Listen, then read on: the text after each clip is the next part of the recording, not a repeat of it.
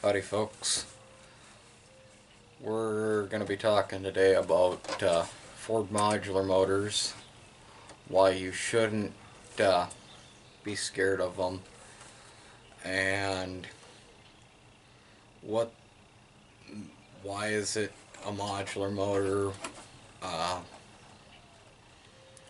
what are some of the differences, which ones are better than others, uh, and let's clarify some of the problems that these motors actually have and don't have. Uh, the big one is cam phasers. Yes, they have problems, but not all of them have problems. And the big one is that you have to uh, maintain oil. You have to maintain good, clean oil. A lot of them are dying prematurely because of the lack of maintenance. And then, yes, there are those some that are just dying, but and that's where you're going to hear, oh, well, when the cam phaser goes out, replace the motor. It's generally not because it's blown up the entire engine, because if you've got a motor with cam phasers and the cam phasers have went out, if you know that that motor is clean on the inside, more than likely you can get away with just replacing the phasers, the chains, the guides, and the tensioners. The big reason why there's a lot of shops out there that don't want to do that is because of the fact that there are a lot of people that don't maintain their engine. They neglect it. They think, oh, I've got synthetic oil. I can go 10 or 20,000 miles on an oil change. No, no. I'm going to tell you this much right out, folks. Even on synthetic oil, I mean, a full synthetic oil, I wouldn't run anything with a cam phaser over 4,000 miles between oil change intervals.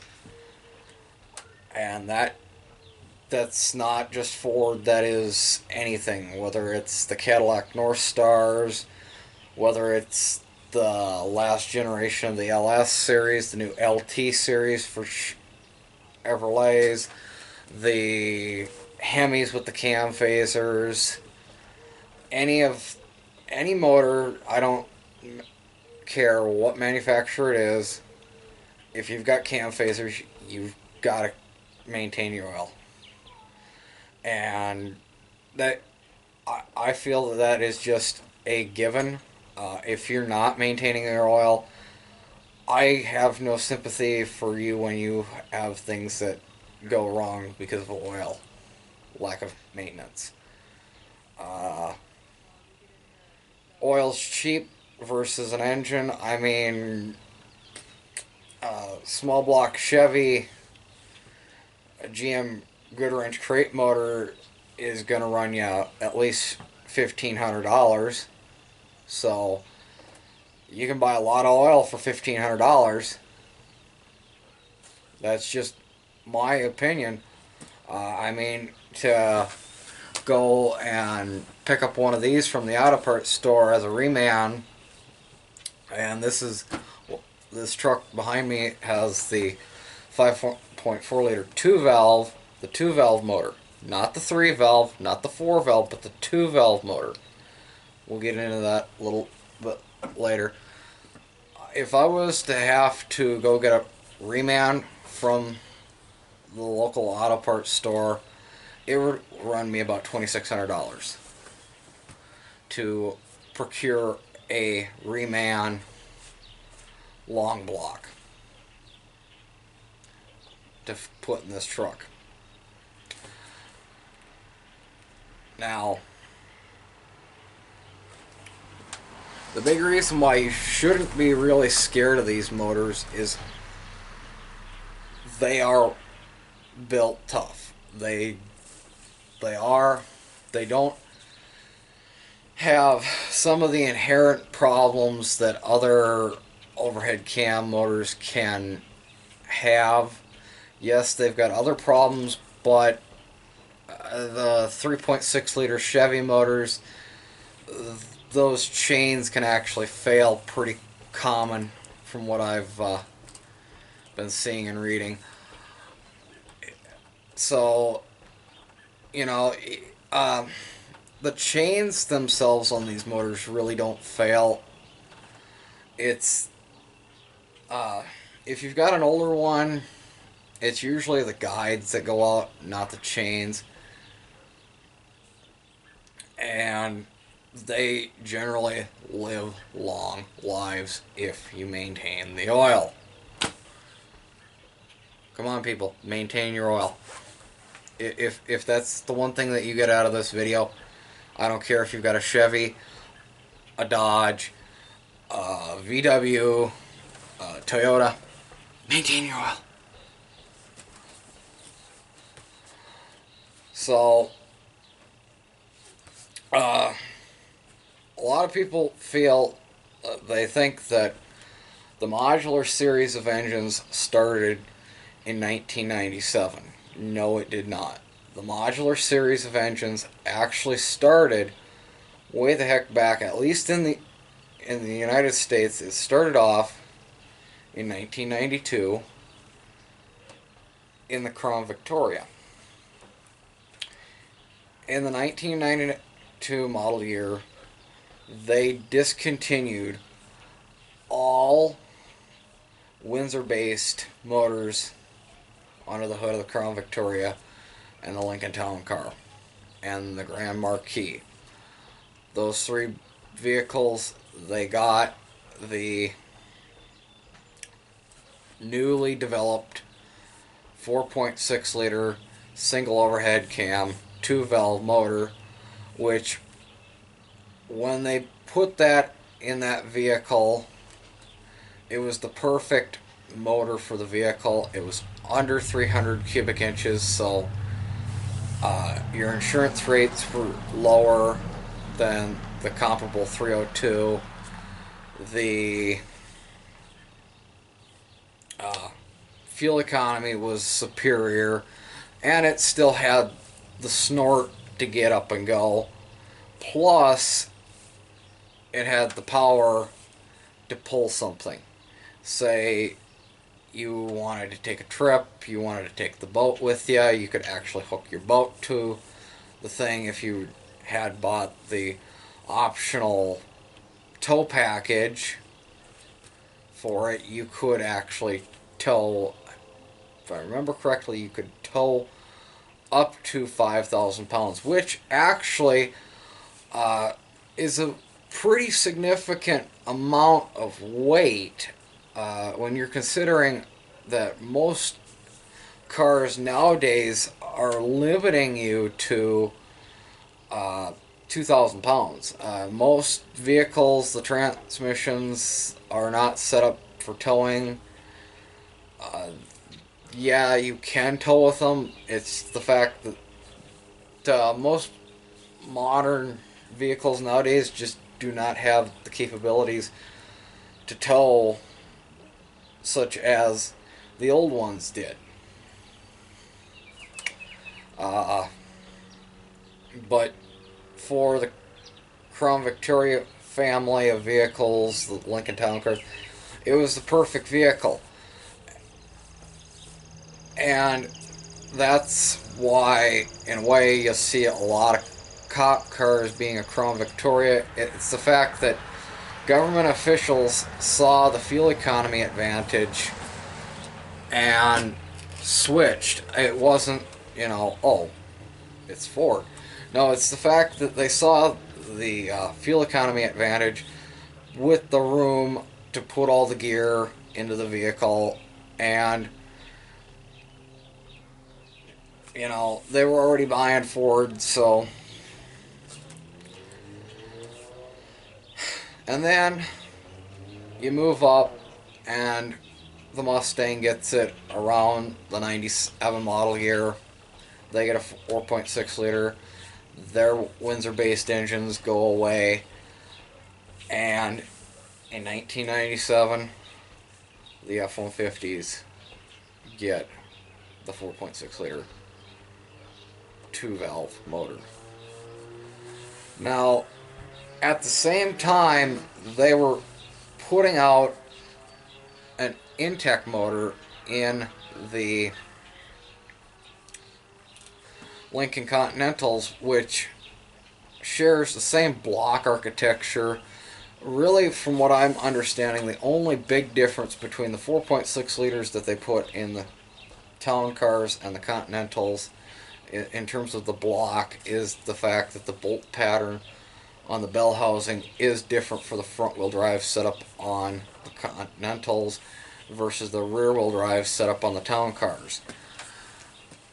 Now, if anybody has any better information, I would love to hear it in the comments. Thank you very much. And so, the F-150s, not only in 1996 did they lose the three big motors, they lost the 306, the 300 inline 6 that they had been using all the way from 1969. They lost the 302, Windsor-based 302, and the Windsor-based 351. These three motors went by the wayside for the F-150, but they still continue to put them into, at least the 351s, they put them into the F-250s and F-350s through the 97 model year. The modular motors started to take over into the F-150s, with the 4.6 liter being your base V8 and the new 5.4 liter 2-valve along with it. Now the 5.4 liter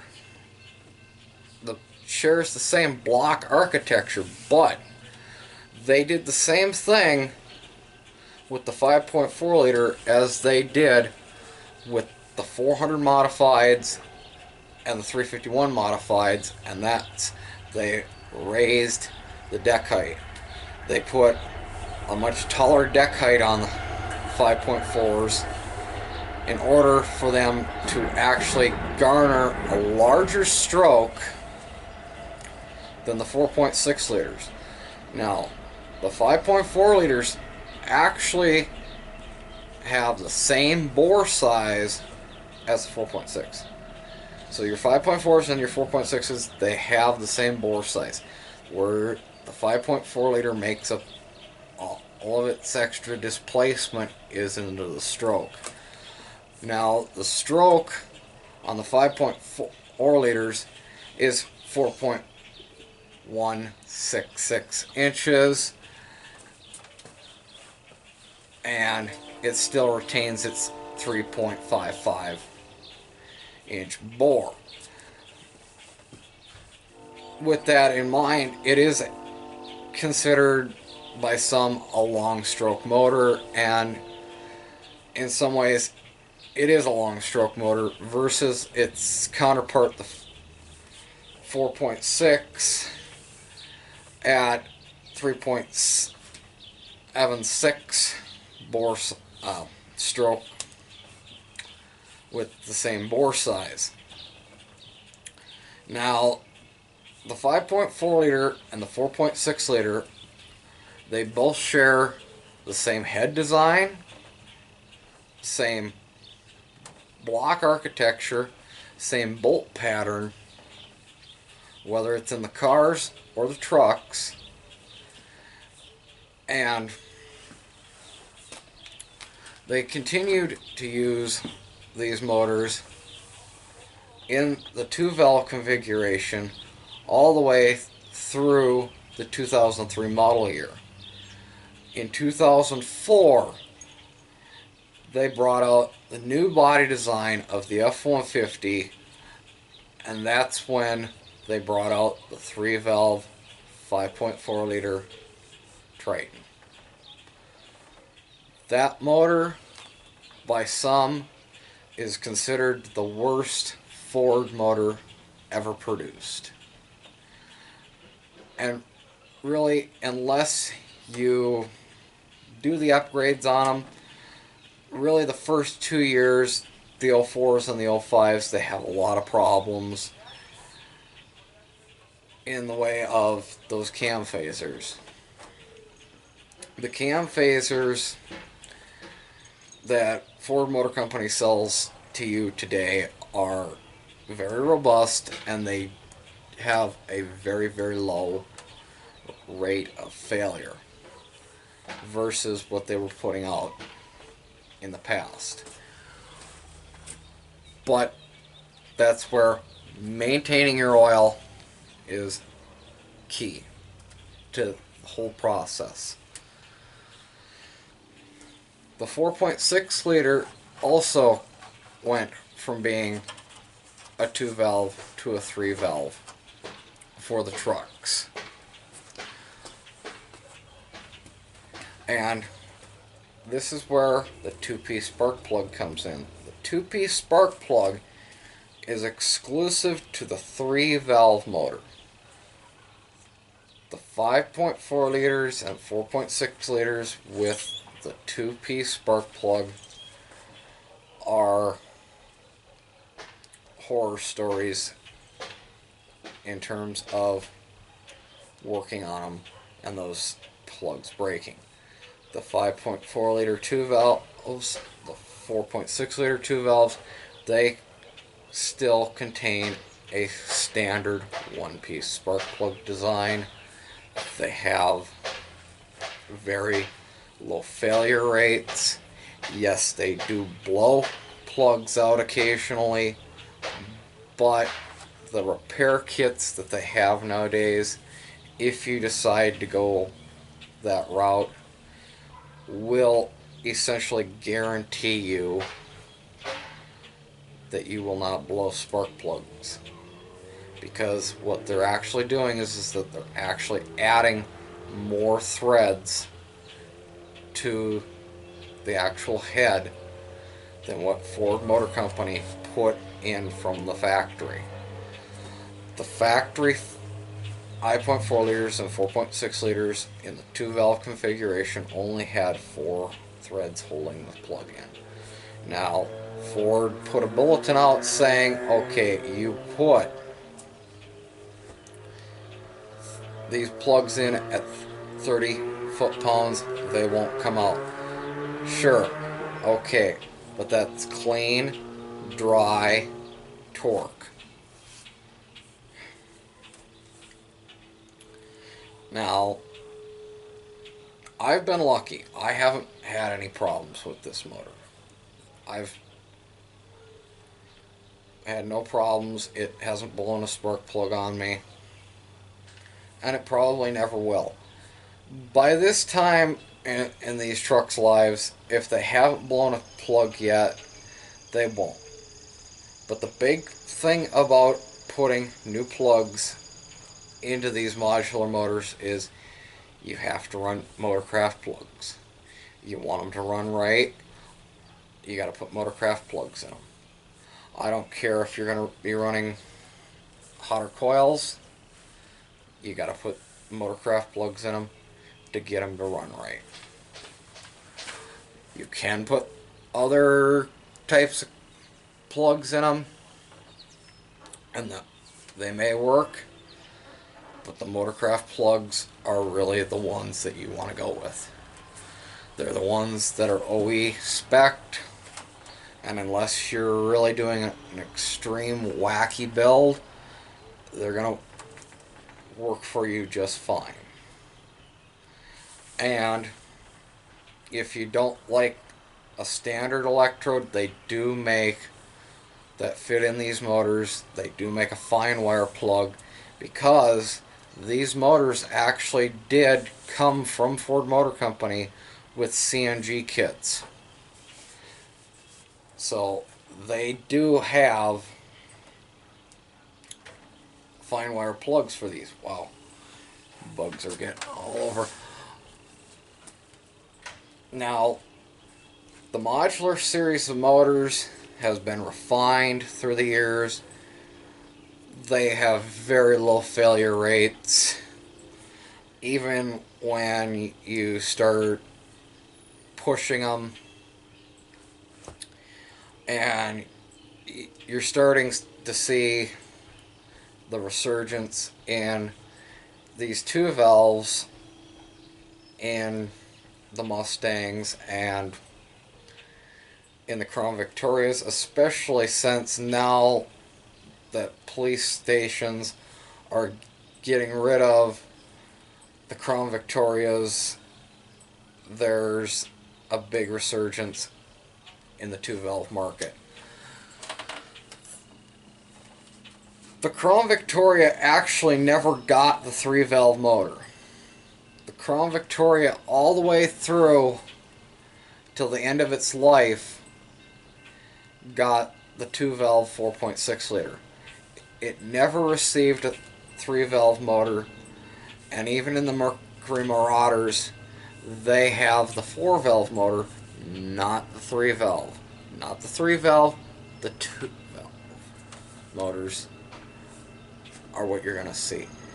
Now, from a modding standpoint, if you can go find yourself a 5.4 liter, if you've got fabrication skills, you can actually go out and find a Lincoln Continental with the 4-valve heads. You can bolt those heads right onto a 5.4 liter block, and as long as you can get yourself an intake and get everything working, they will bolt right up.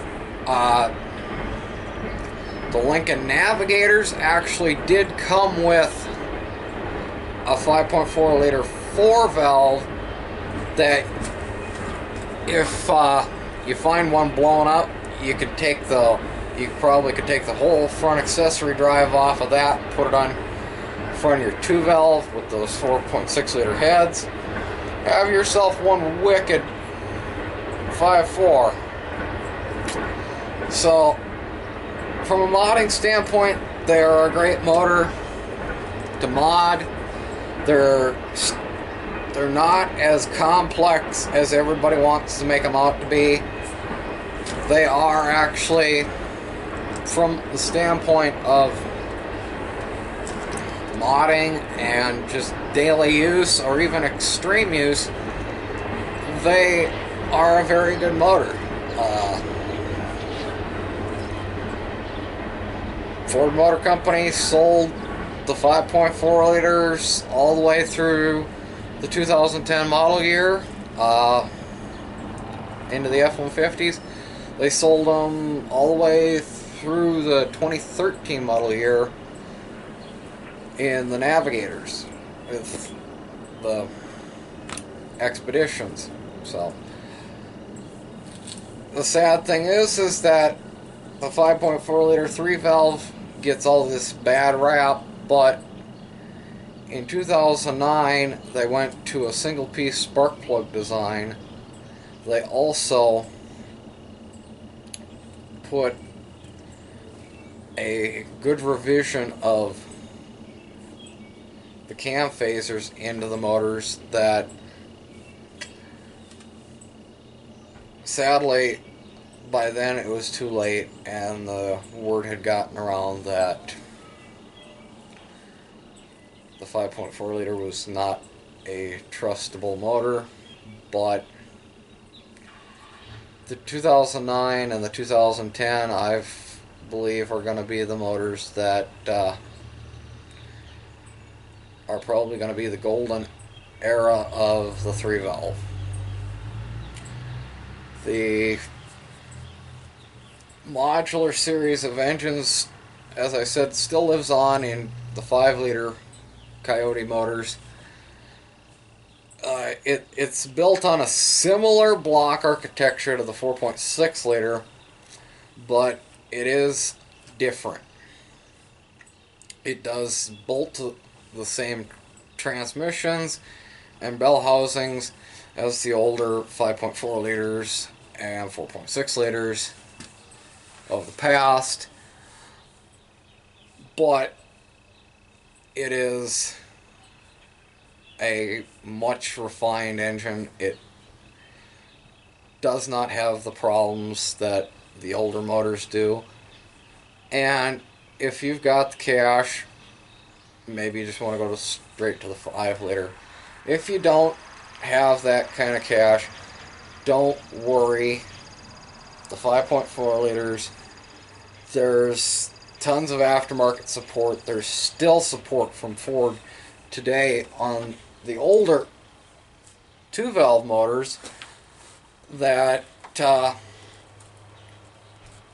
if you need something for these motors, they still do make a lot of parts for these motors, and they do even reman these motors themselves. So it's not as if you're going to be left out in the cold if you buy one of these trucks with these motors. Just find yourself one that's got a good, clean title, and take it to a mechanic and have them check it over. And you can actually have some real good fun with these if you're into hot rodding them. Because I mean, heck, I don't know if you folks have noticed, but I have a Volant cold air intake. I've got hotter coils on this. I've got the Excel 25,000 volt coils on this. I've also got a programmer in it. It does very well. It runs, and for being a big motor, well over 300 cubic inches, it gets really good fuel economy for what I do with it. This one, I've got heck, even with the bad O2 sensors I've got, it still, in town with all my welding gear, which would total well over 2,000 pounds of weight just throughout the truck, it will still pull me 12 miles to the gallon in town. And there's not many new vehicles that could say that. Just the way it goes. These motors are very reliable if you maintain them and make sure that they are well lubricated and change plugs every 70,000 miles. And heck, there's people out there that have got 1,000,000 miles on these 5.4s, and they've been working them since the day they rolled off the lot. So, something to be said. And in their defense, in a way, Ford Motor Company sold more of these motors than Chevrolet sells the 5.3s. So in a way, there's a pedestal effect there where you could say that if you've got 5% of these that have problems, you're going to hear more about these because of the fact that there are more of them. So keep that in mind. Thanks for watching. I hope that this kind of helps you, and if you decide to buy one, or just give you a brief history of them.